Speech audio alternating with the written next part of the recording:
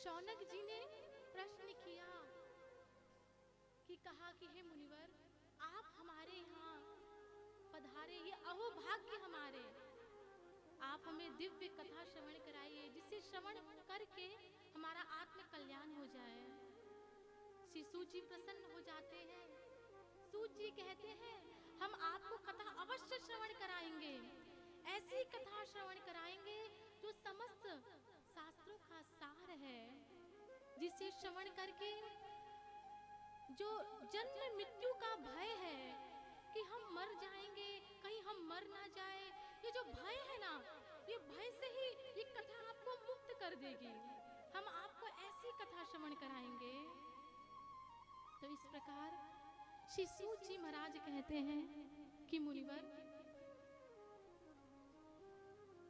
जब महाराज परीक्षित जी को श्राप लगा कि आपकी मृत्यु हो जाएगी तक्षक सर्प के डसने से, कि 7वें दिन आपकी मृत्यु हो जाएगी, ये श्राप लगा, तब परीक्षित जी महाराज ने क्या किया? अपना सब कुछ, राजपाट सब कुछ त्याग कर वो निकल पड़े। कहाँ? सब कुछ त्याग कर चल पड़ते हैं वन में, गंगा जी के तट की ओर, जहां संत महात्मा लोग आ रहे हैं परीक्षित जी से मिलने के लिए। क्यों? क्योंकि परीक्षित जी के राज्य में, उनके शासन काल में संत महात्मा बड़े ही आनंद से रहते। तो उन्होंने विचार किया कि हम इनके शासन काल में इतने आनंद से थे, इन्होंने हमें कभी कोई भी वस्तु के लिए हमें चिंतित परेशान होने नहीं दिया। तो आज हमारा यह दायित्व बनता है, हमारा यह कर्तव्य बनता है कि आज ये कठिन परिस्थिति में है, ये अपना आत्म कल्याण करने के लिए निकले हैं, राजपाट सब त्याग करके निकले हैं। तो ये हमारा दायित्व बनता है, हमारा कर्तव्य बनता है कि जिन्होंने हमारे दुख में हमारा साथ दिया, हमें भी उनका साथ देना चाहिए। तो संत महात्मा जाते हैं,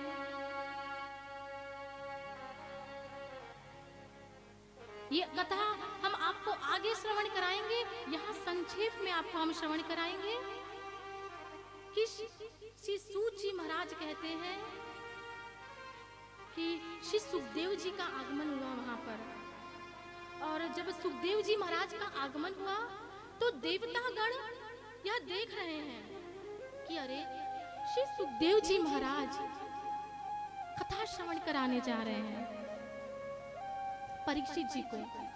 किस लिए श्रवण कराने जा रहे हैं? शायद ये मरने वाले हैं।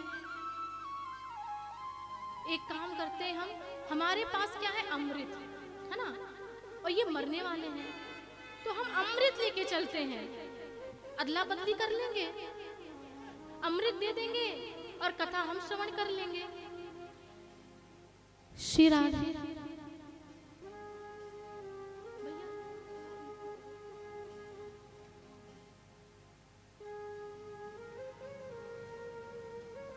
श्री राधे। तो यह विचार करके देवतागण गए, कहां पर? श्री सुखदेव जी महाराज के समक्ष गए और हाथ जोड़कर कहा कि हे मुनिवर, आप यह कथा जो परीक्षित जी को श्रवण कराने जा रहे हैं, आप वो हमें श्रवण करा दीजिए। और देखिए हमारे हाथ में क्या है? ये अमृत कलश, ये अमृत है, ये अमृत परीक्षित जी इसका पान कर लेंगे तो ये अमर हो जाएंगे, और आप हमें कथा श्रवण करा दीजिए। तो देखिए जब इतना कहा तो ये कथा की तुलना क्या हम अमृत से कर सकते हैं? वह सुधा, वह कथा लोके, वह काचः क्वर्ण मणि महान, ब्रह्मरातो विचार्यैवं तदा देवांजहासः। श्री सुखदेव जी महाराज कहते हैं, क्व सुधा क्व कथा लोके, कहाँ ये अद्भुत कथा दिव्य और ये कहाँ तुम्हारा अमृत। इसकी तुलना कैसे हो गई? जैसे एक कांच का टुकड़ा की तुलना क्या हम एक बहुमूल्य मणि से कर सकते हैं? दइए, कांच का टुकड़ा है आपके पास और मेरे पास है मणि, दिव्य मणि, और आप कहो कि देवी जी ये मणि हमें दे दो और कांच का टुकड़ा आप ले लो, तो बताइए हम लेंगे? नहीं लेंगे ना। तो वही कहा श्री सुखदेव जी महाराज ने, क्व सुधा क्व कथा लोके। और इस प्रकार उन्होंने कथा श्रवण नहीं कराई। इस प्रकार उनकी हंसी उड़ाकर जब नहीं सुनाई और तो वह चल पड़ते हैं ब्रह्मा जी के पास। ब्रह्मा जी के पास गए, ब्रह्मा जी से कहा कि हम गए थे कथा श्रवण करने के लिए, मगर श्री सुखदेव जी महाराज ने हमें कथा नहीं श्रवण कराई। तो ब्रह्मा जी ने कहा, कोई बात नहीं, चिंता मत करिए, देखते तो हैं कि परीक्षित जी का होता क्या है 7 दिन की कथा श्रवण करके, कौन सा कल्याण होता है, क्या होता है। तो देखिए 7 दिन की कथा को श्रवण किया श्री परीक्षित जी ने, तो कथा को श्रवण करके उन्हें भगवान का वैकुंठ धाम प्राप्त हुआ। जब इतना देखा ब्रह्मा जी ने, तो ब्रह्मा जी ने एक तराजू लिया और उस तराजू में समस्त एक तरफ शास्त्रों को रखा और तराजू के दूसरे पल्ले पर श्रीमद् भागवत महापुराण को रखा। और जब तराजू को उठाया तो क्या देखा? श्रीमद् भागवत का जो पल्ला है वह भारी है।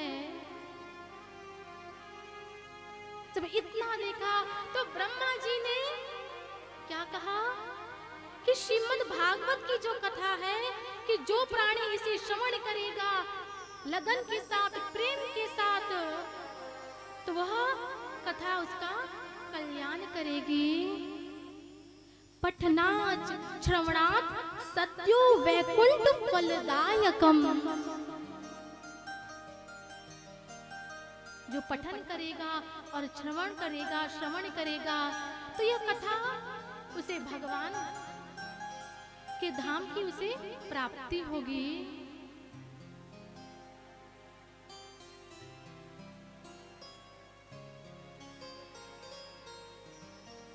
ऐसी दिव्य है श्रीमद् भागवत की कथा। इसलिए संत महात्मा कहते हैं कि अपने घर में श्रीमद् भागवत महापुराण अवश्य रखिए। अगर पढ़ नहीं सकते तो दर्शन तो कर लेंगे, इसी से हमारा आत्म कल्याण हो जाएगा। पुराण का कीर्तन, पुराण की हम आरती उतार सकेंगे, तो इस प्रकार हमारा आत्म कल्याण हो जाएगा। तो इस प्रकार बड़ा ही सुंदर उपदेश दिया ब्रह्मा जी ने। अब आगे श्री सूत जी महाराज कहते हैं कि हे सौनकादि ऋषिगण, देवर्षि नारद जी ने श्रीमद् भागवत महापुराण अपने पिताश्री से श्रवण की थी, मगर सप्ताह श्रवण 7 दिन तक उन्होंने सनकादि मुनीश्वरों के द्वारा श्रवण की। इस प्रकार कहा। जब इतना कहा तो सौनक जी कहते हैं